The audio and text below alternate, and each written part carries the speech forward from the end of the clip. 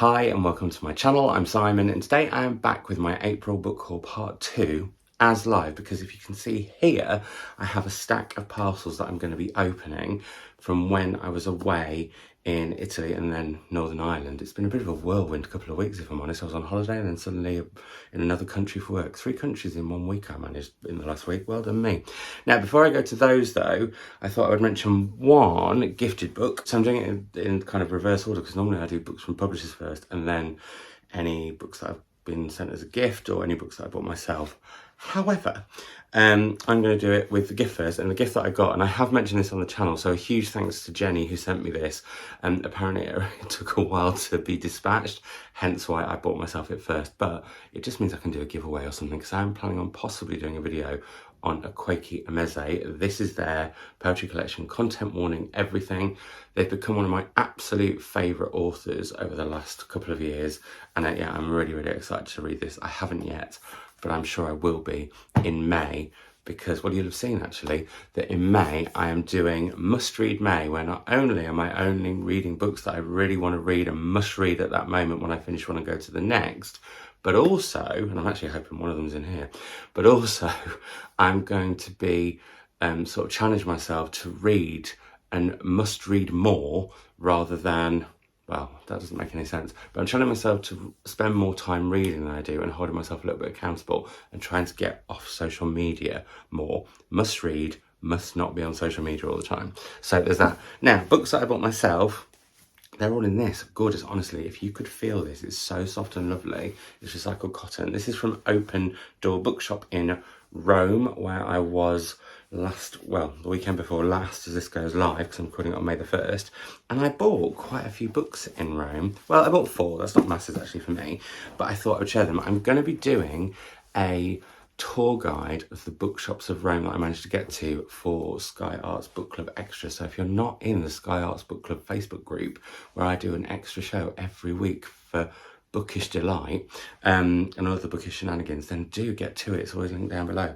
Now, the books that I got, the first bookshop I went into was with my mum. When we arrived literally in the station, we found one, and I had decided that while I was, well, my aim last week was to read books and you'll see this in a vlog in a couple of weeks, because I'm doing vlogs on delay. 1, to give myself more time for editing. 2, because I won't be able to record for a week in May for various reasons. What was I going to say? I don't know, I've lost my train of thought. Oh, that was it. Anyway, we got to the station and literally I decided that I wanted to read books set in the countries I was going to, because I was going to be in Italy, England and Northern Ireland. You'll see how well I did or didn't do with that in due course. Well, actually this might give it away. So in Borry Books, I was actually looking for a book by Domenico Starnone, who I've heard discussed on the wonderful Renee's channel of So I Read This Book, or another Elena Ferrante, because finally me and Ferrante had a hit together with The Lost Daughter, which I'll be talking about in my wrap-up later this week. The book that I got though, because neither of those were there was only the big chunky Elena Ferrantes, and I didn't think I fancied reading any more of the quartet, but maybe I'm a little bit more tempted now, but I want to read her short, sharp ones first. Anyway, what did I buy instead?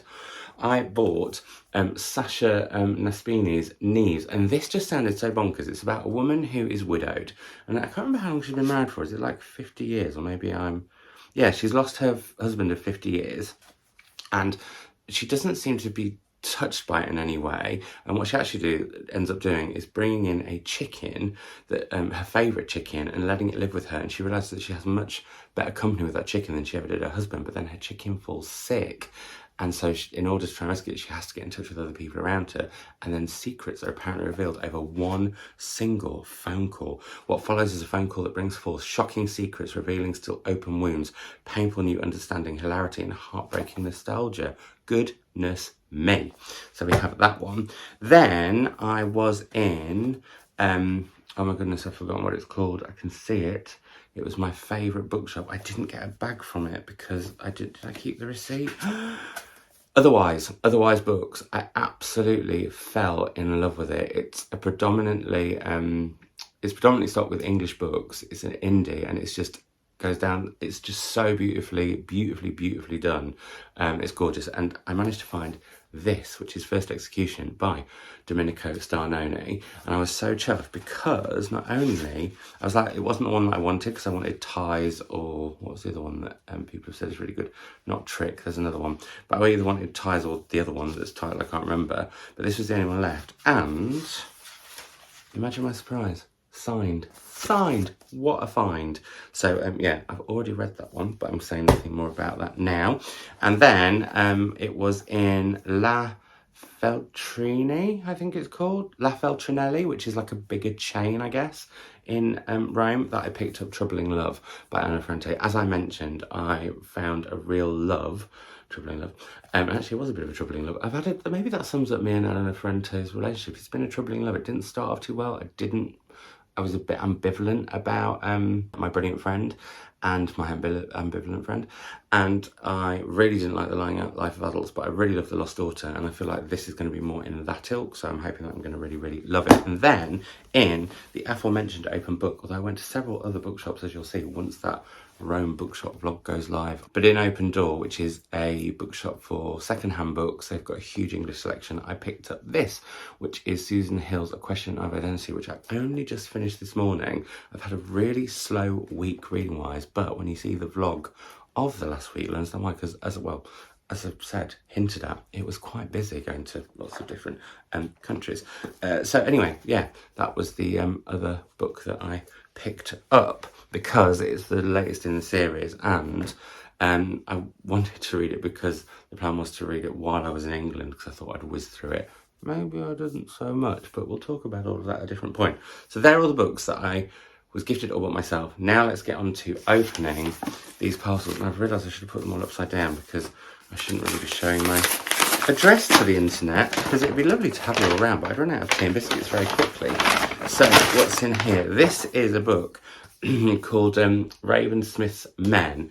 Now, I have meant to read Ravensmith already and haven't, but this is meant to be incredible. It's meant to be about his relationship with men as a child, as he came into his own manhood, I guess, as he got older, but also as a black gay man. And I'm really intrigued with this. I love how simply they've done that. Some people might not like that, but I really love that. So very excited for that one. I want to read that one very soon. Then we have in here, and that's from the lovely folk at, I should say, Fourth Estate.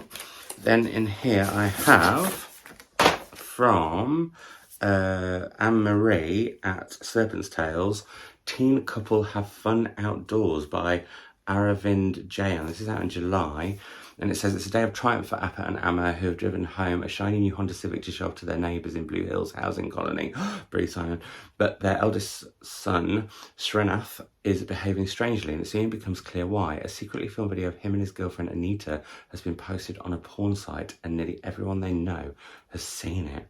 Wow, that does sound like it's going to be quite intense. Thank you very much. Apparently it's their spiky summer lead, Anne-Marie has told me, and I do like a spiky book. I actually talk about that when I talk about Eleanor Ferrante. Honestly, I'm making it all about Eleanor. What's in this parcel from Headline? Oh God, sometimes I can't open parcels. Come on, Simon, just carry on chatting away. Chatty chat while I open this. Oh, it's not even opening properly. If it's, oh no, it's one of those ones where I've just got dust everywhere. Oh, sorry, dust. This is Maggie O'Farrell's The Marriage Portrait, which is her, well, first novel since Hamlet, because Hamlet was her lost novel. It wasn't her lost novel, it did really well. Her last novel. I'm so excited for this. I believe it's all about a woman who, God, my throat, that literally, all of that went everywhere. I'm really excited for this, basically. So there's that one. Then, from the lovely folk at Canongate, we have The Startup Wife. Honestly, that has gone right in my throat. And I've meant to read her writing for ages, and I think this looks at the tech industry and what it's like to both be a woman in the tech industry, but also a woman of colour. So I think that's going to be pretty incredible too. Very much looking forward to that. Sorry, just got all of my hair there. Enjoy. Now we have something from the folk at Simon and Schuster. So I think that's out in paperback now-ish, I think. Then we have Anatomy of a Scandal. My throat, honestly, that dust has gone right in it. This came out ages ago. I read it back then. I haven't watched the adaptation, which everyone's going on about. So I don't like, I'll be honest, TV or film tie-in covers, so this will find a new home, also because I've read it before. But maybe I will watch the TV show now. Maybe, we'll see. She's got a new book out called Reputation. There's a picture of it on the back there. It does feel a bit like Christmas. I should go, well, I was going to say I should go away more often. I am going away more often. For the next few weeks, I'm going to be, well, working elsewhere at least 4 or 5 days a week. And sometimes, if it's too long for me to come back before I go away again, I'm going to be staying there. So I'm going to probably not be home very much until the end of September, which feels very, very weird. So I don't know what that means for the channel or what I'm going to film. I know I've mentioned that quite a few times, like, what should I film while I'm away? How's it? But we'll get to it. We'll work it all out. Anyway, this is a finished copy of The Men by Sandra Newman, who I have not read and have meant to for ages because I really wanted to read. I'm trying to see if I can spot the heavens. It's just there. That sounded like it was amazing. I don't know much about this. I love that cover. I think that's stunning. But yeah, I would like to read her at some point. She feels a bit like an author who's going to kind of be a favourite author of mine that I've not read yet, if you know what I mean. We'll see if that's the case. Honestly, it's now absolute chaos in here. Not only with all that dust around, but also just everything else. Then we have, oh, my throat. Honestly, I think I inhaled, well, I won't need any lunch probably now. So we have Meg Mason's Sorrow and Bliss, the paperback.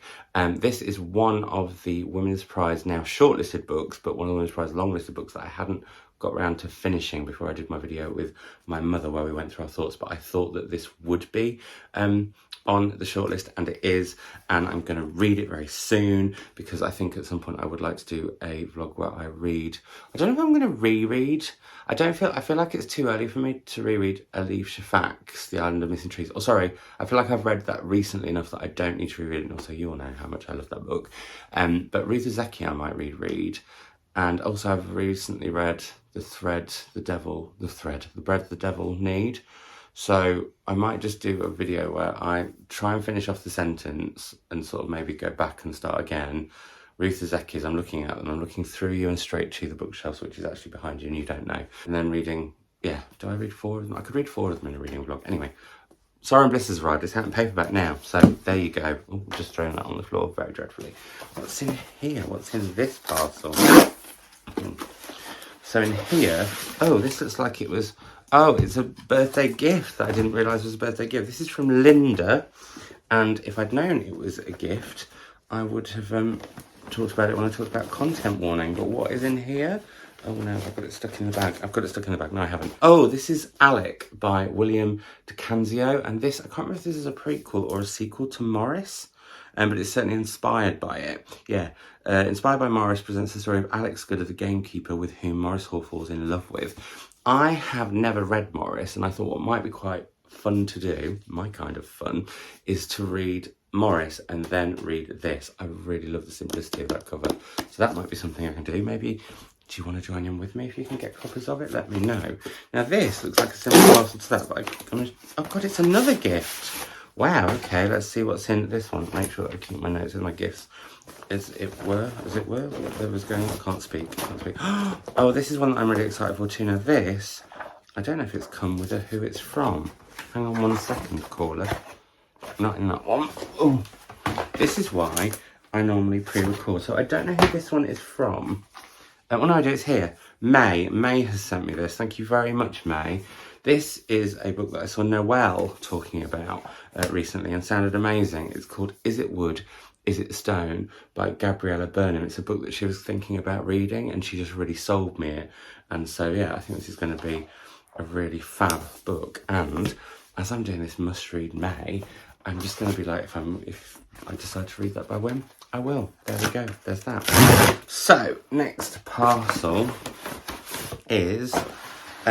oh, now this is this a finished copy or is this proof? Is this a different proof? It's a more finished proof than the proof I had before of Delhi Weds Destiny by Tommy Abaro. And it's a book I have been intrigued by. I think that cover is really, really striking. And are they meant to be like almost like stone? I don't know, but Tara Jones loved it. And that makes me very excited because I love Tiara Jones. So yeah, this is one that I'm very, very, very keen to read very soon. I'm worried that I'm getting things confused down there, as it were. That sounded wrong. Confused down there, please.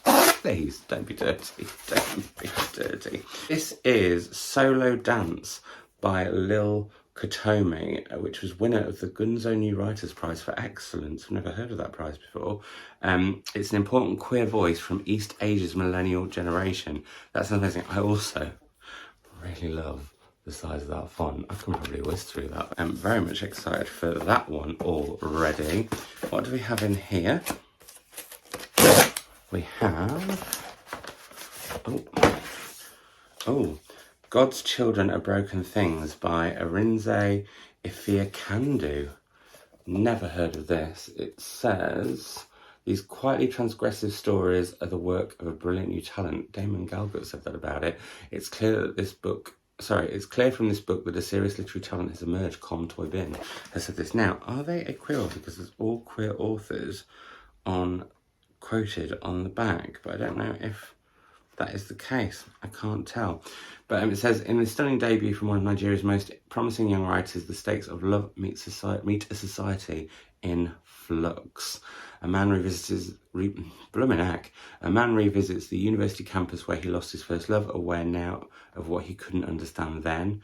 A daughter returns home to Lagos after the death of her father, where she must face her past and future relationship with his long-term partner. This sounds great. I'm really, really looking forward to that. I think the British cover might be that one and then have some wording all over or anything. So, these 9 stories of queer male intimacy brim with simmering secrecy.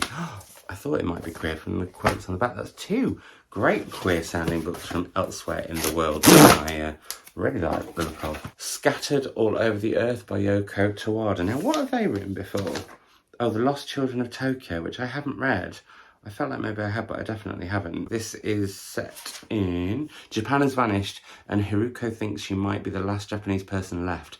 Travelling across Europe with a group of newfound friends, a linguist, a student, moving between genders, a Greenlander hiding his nationality, and his broken-hearted lover, she pursues a mysterious man named Susanu, who may be her last chance to once again hear the sounds of a native tongue.